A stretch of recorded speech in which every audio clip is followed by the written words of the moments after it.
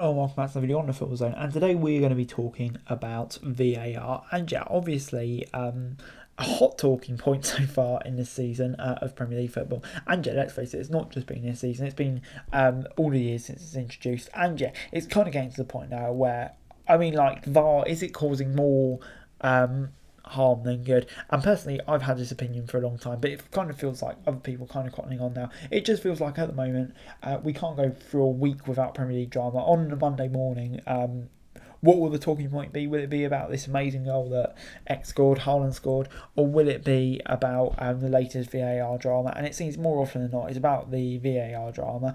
And yeah, it's just a question, like, is it time for VAR to go? Is it time to go back to what we had? Because, I mean, yes, we have plenty of refereeing controversies in the past, but it doesn't feel like we have less refereeing controversies now. For me, it certainly does not. I think, yeah, more than ever it seems like it just seems pretty ridiculous how we've got to this situation. Just look at some of the errors we've had this season. Obviously, that Tottenham Liverpool one really stands out. I mean, like drawing the lines out wrong, not being able to go through the errors at that point. I mean, yeah, it's just so poor. And think about what's on the line for these teams. We've seen mistakes in the past. I'll go back to that one where Aston Villa kind of that goal that they were given straight after lockdown just about kept them up, etc., etc. Yeah, I mean, it's just ridiculous. These technologies, 3 tiers into the system, like they just shouldn't be what they are at the moment. Tottenham Liverpool, with both sides starting off the season well, it could have huge consequences. And we have seen that VAR can work in the past. You know, just look at the World Cup. It was quick, short, snappy decision, very little drama throughout. So it leads to the question, why can't English referees get it right? The standard of English refereeing for me, all down the football pyramid, has been really poor.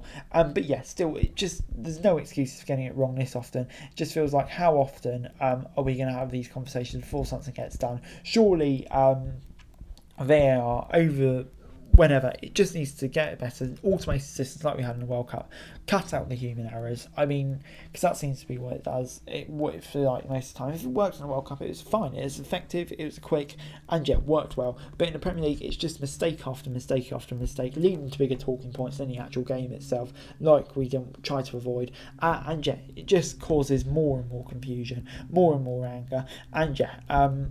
For me, it's just not working. For me, at the moment, I don't see the advantage of having VAR that's causing so much drama, so much controversy, spending hours and hours deciding whether a player's elbow was offside or not. I mean, it's just ridiculous when we could just be getting on with the game. Fans can celebrate goals when they score, not having to wait for someone in Stockley Park, hundreds of miles away, to decide whether a toenail was onside or not.